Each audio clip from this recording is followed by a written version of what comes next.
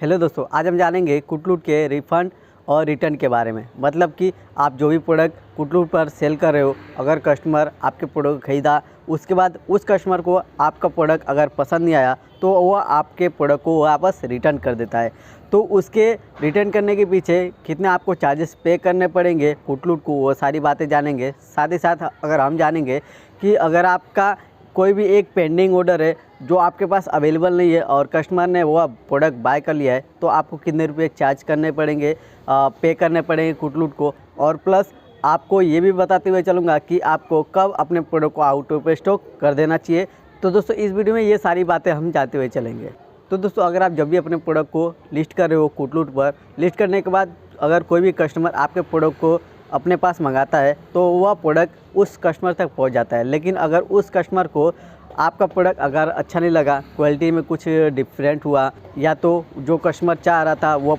उसके जैसा मन मुताबिक वह प्रोडक्ट नहीं आया, तो वह कस्टमर जो वो आपके प्रोडक्ट को रिटर्न करता है। और कुटलूट में ऐसा है कि अगर कस्टमर चाहे तो आपके प्रोडक्ट को रिटर्न कर सकता है, उसमें आपका कोई भी बस नहीं चलता है। मतलब कि अगर आपका प्रोडक्ट अगर उस कस्टमर तक पसंद नहीं आया तो वो आपके प्रोडक्ट को रिटर्न करता है।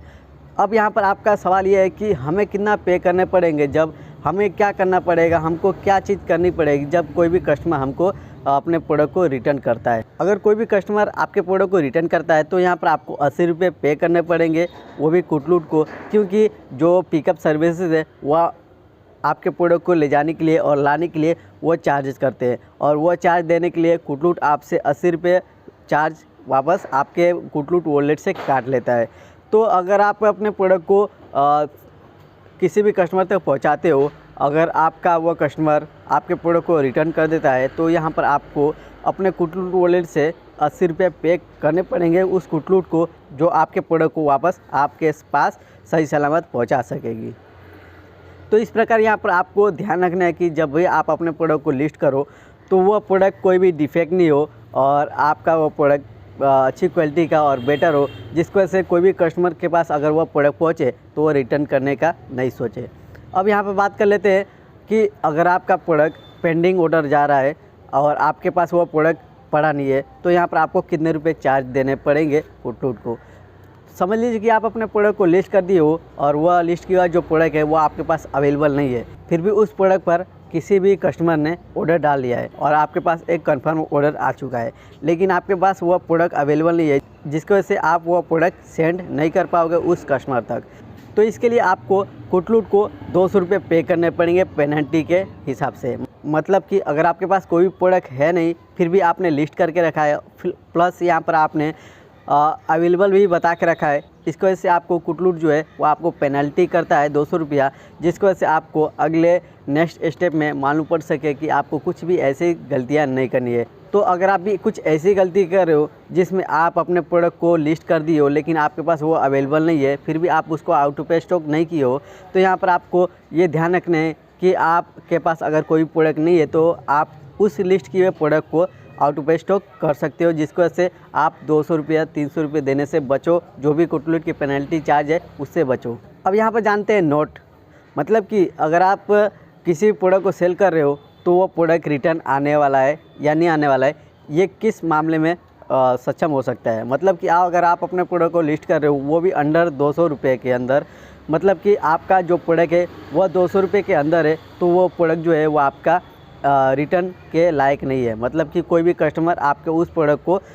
रिटर्न नहीं कर सकता है। तो यहाँ पर अगर आप जो भी प्रोडक्ट सेल कर रहे हो और आपका वो प्रोडक्ट जो है 200 रुपये के नीचे है, तो वह प्रोडक्ट जो है कोई भी कस्टमर रिटर्न नहीं कर सकता है, जिसकी वजह से आपका वो 80 रुपये चार्जेस बचेंगे जो रिटर्न के होते हैं। और यहाँ पर अगर आप अपने प्रोडक्ट को सेल करना चाहते हो तो यहाँ पर आप अंडर ही 200 रुपये चार्ज की अंडर 200 रुपये का जो भी प्रोडक्ट है वो आप सेल कीजिए कुटलूट को यूज़ करते हुए, जिसकी वजह से आपका वो प्रोडक्ट जो है वो रिटर्न नहीं आ सके। अब यहाँ पर नेक्स्ट नोट ये भी है कि अगर आप अपने प्रोडक्ट को सेल कर रहे हो, अगर किसी भी कस्टमर तक वो प्रोडक्ट पहुंच जाता है जो आप सेल करना चाहते हो, अगर वह बार बार रिटर्न करता है, तो अगर वह 3 से ज़्यादा बार अगर रिटर्न करता है किसी भी प्रोडक्ट को, तो वह जो कस्टमर है वह ब्लॉक माना जाएगा, मतलब कि ब्लॉक कर दिया जाएगा कुटलूट की टीम के द्वारा। क्योंकि अगर कोई भी कस्टमर है बार बार अगर कोई भी प्रोडक्ट रिटर्न करता है तो किसी भी टीम को पसंद नहीं आएगा, किसी भी कंपनी को पसंद नहीं आएगा, जिसको वजह से क्या है वह कुटलूट क्या करता है, अगर कोई भी कस्टमर अगर 3 से ज़्यादा रिटर्न कर देता है कोई भी प्रोडक्ट को, तो वह नेक्स्ट स्टेप में वह ब्लॉक कर दिया जाता है। तो फिर वह कस्टमर अगर